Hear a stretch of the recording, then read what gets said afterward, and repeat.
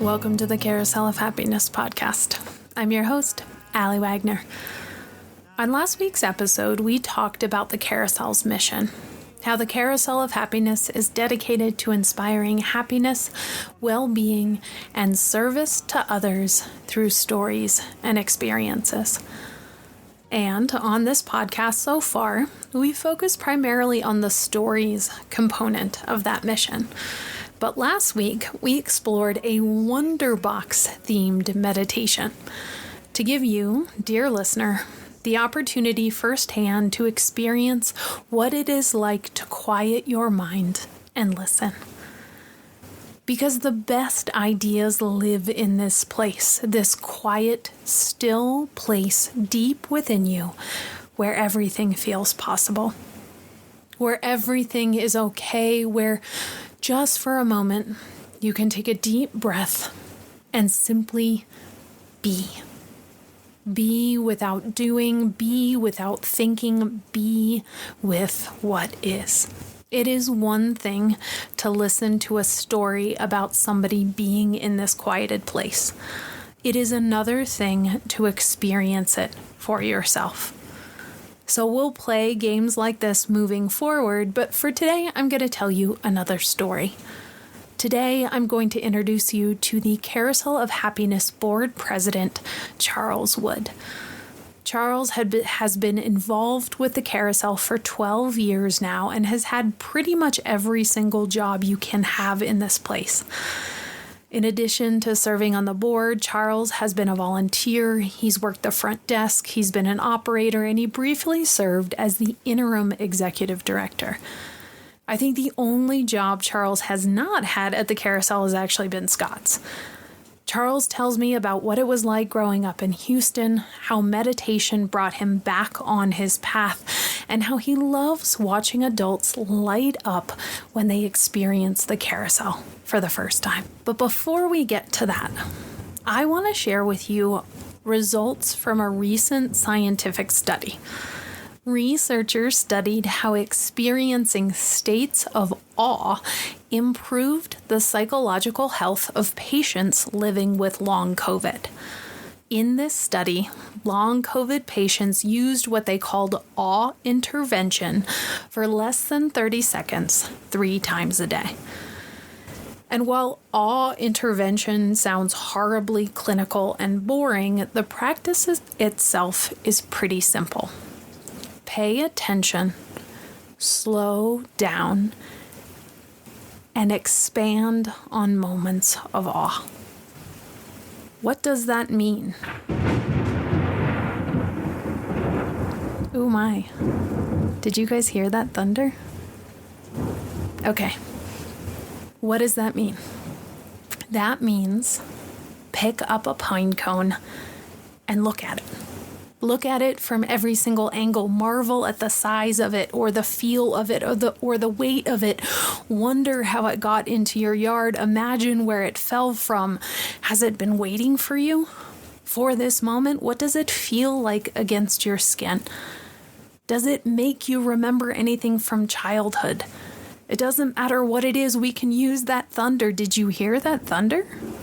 I don't know if you can hear it right now, but it's really going out there. The point is, it doesn't matter what you focus on in order to achieve or receive the benefits of awe. Find something to focus on. Slow down. Pay attention to that thing and experience awe. And the patients who did this simple practice, remember 3 times a day, less than 30 seconds each time, these patients experienced a 17% decrease in symptoms of depression. 17%.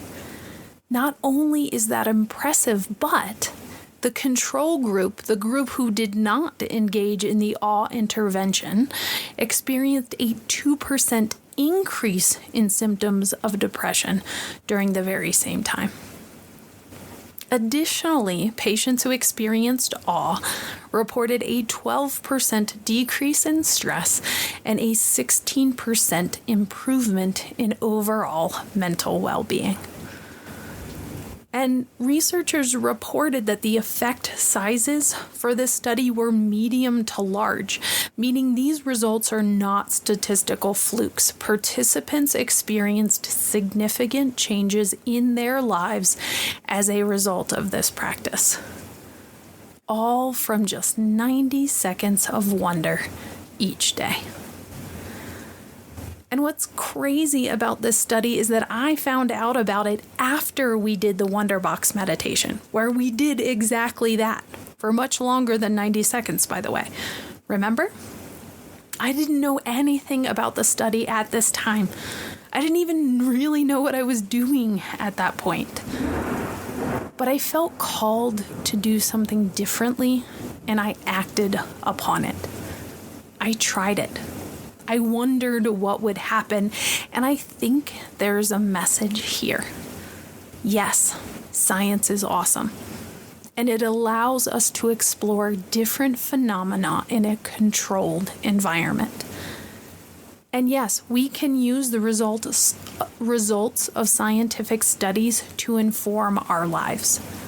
But what I do think is important is to acknowledge the importance and accuracy of internal guidance, of intuition. My body, my being, my heart felt drawn to sharing a practice like this, not because a scientist told me to, but because it felt good.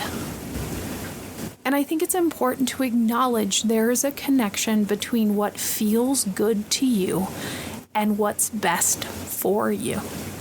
Scott created the Carousel of Happiness because it felt good to carve, because it felt good to figure out how an old piece of machinery could work, because it felt good to work on a large project. We're all given internal guidance at birth. Call it intuition, call it your gut, call it your spidey sense, but you know what's best for you. And if hearing about this study on awe makes you want to try it, give it a go. 3 times a day for less than 30 seconds, find something to be in awe of. Your pets, your kids, your partner, your elbow, your massive laundry pile. Find something to be curious about. Find something to wonder about. Get really, really, really close to something. Or maybe back way, way up. Look at something upside down. Look at something with your eyes closed. Try it. See how it feels. And if it feels good, try it again. In the meantime, let us begin with today's story.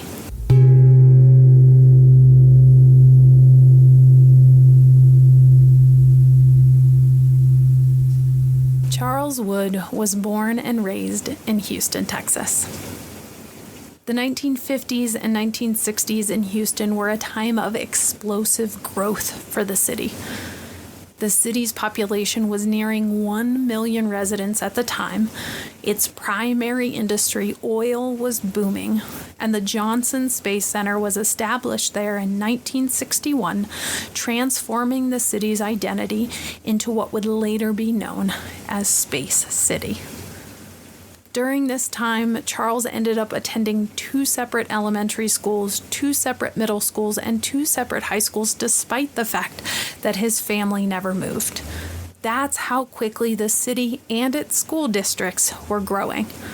For 2 decades, Houston would have the fastest growing population in the U.S. Census.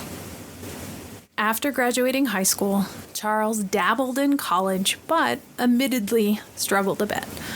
Losing his way, he dropped out of school and drove to Boulder, partying with his friends, eventually making his way up to Nederland in the late 60s and early 70s.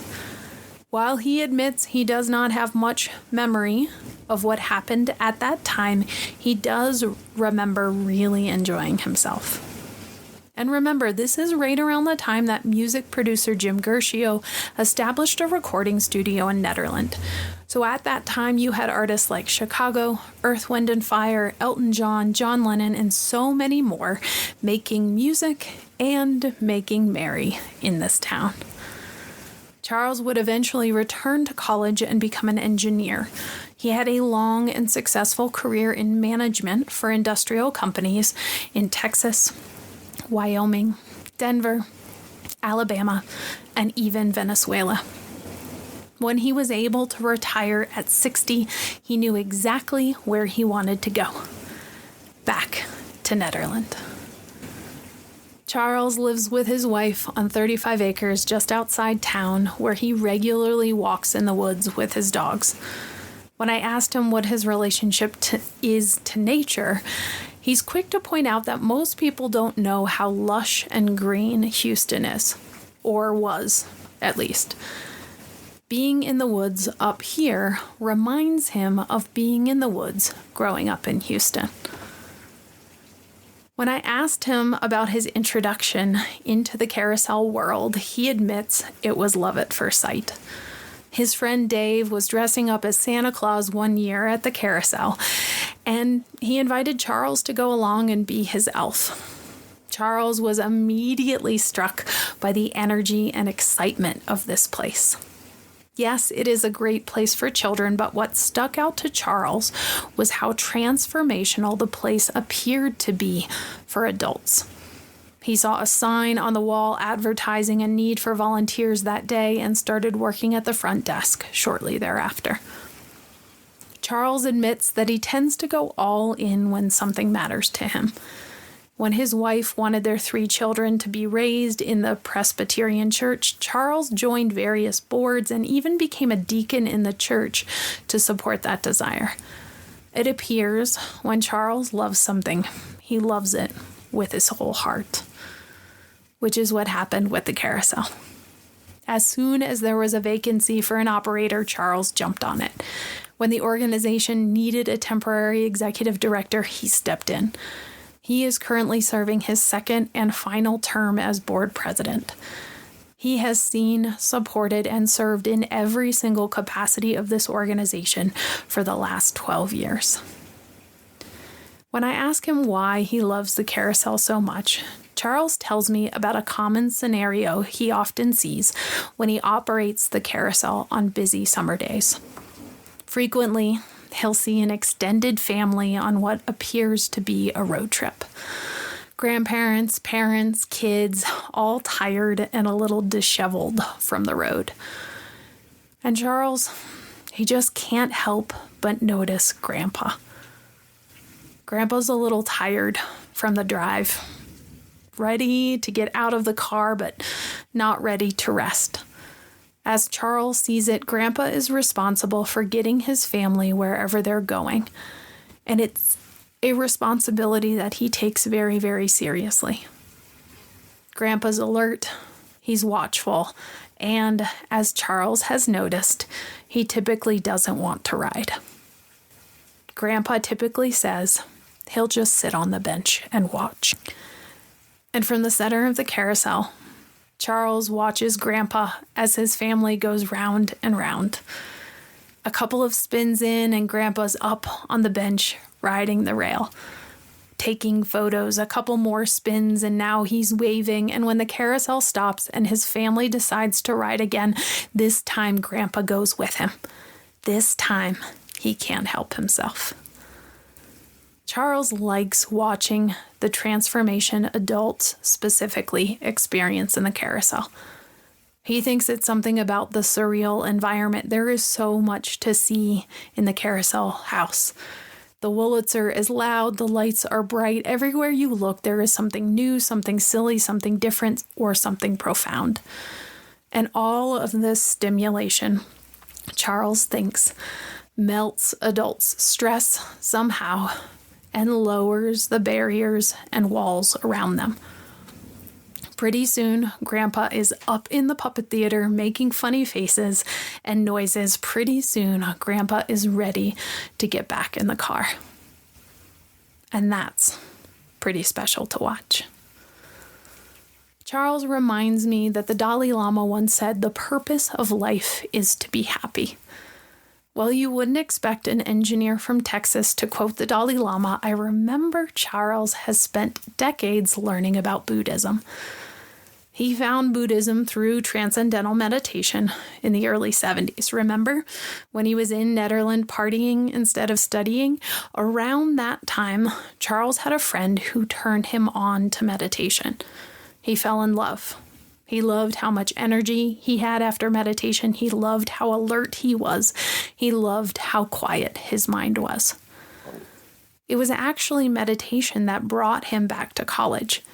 After regular practice, Charles quit partying and went back to school, making excellent grades. When he took the GMAT, the entrance exam for business school, he scored in the top percentile, something he directly attributes to meditation. It was through meditation that he started regularly attending workshops on Buddhist traditions and beliefs. He's found the teachings to be extremely interesting and enlightening. When I ask him about what specific tenets of Buddhism resonate with him the most, he can't quite pinpoint it.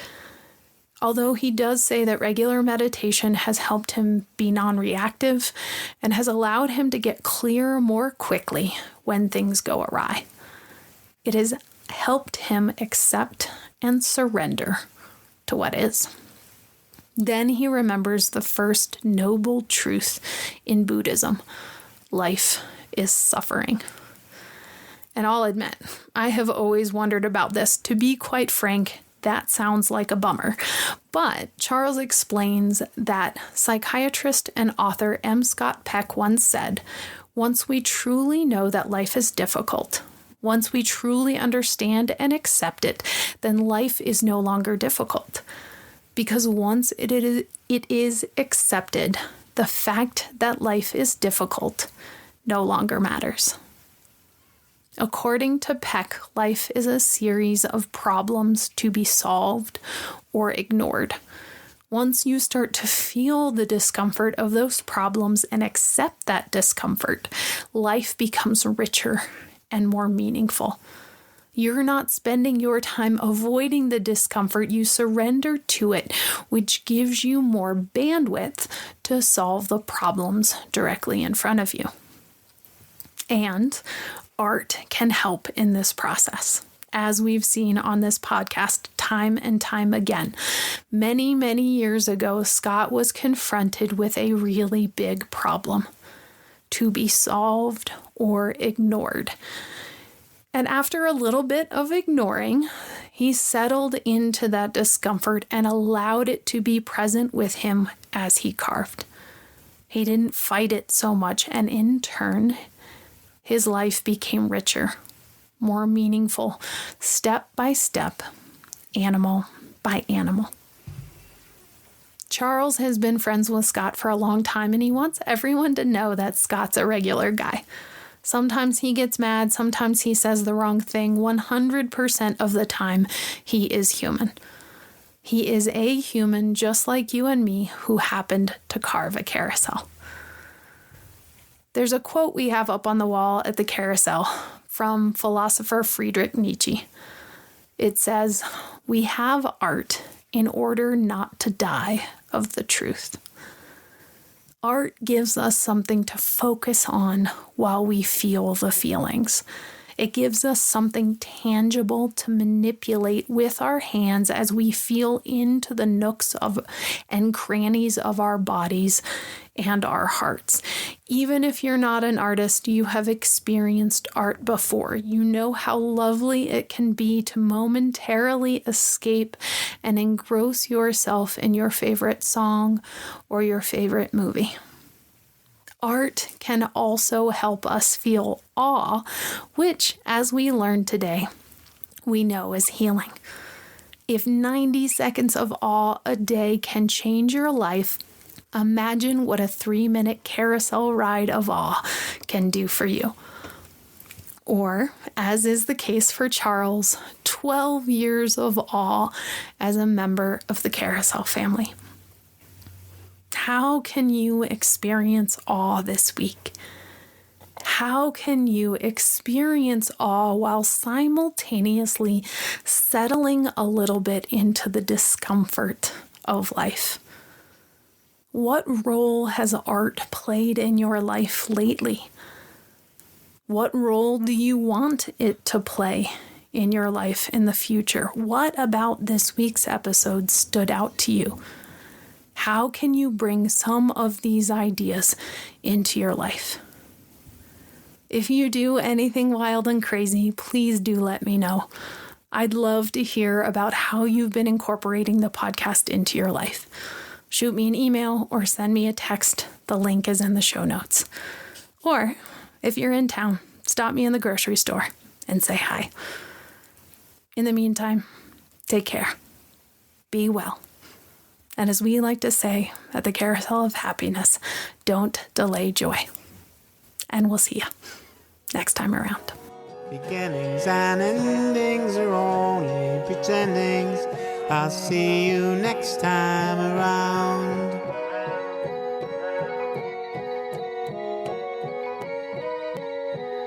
I'll see you next time.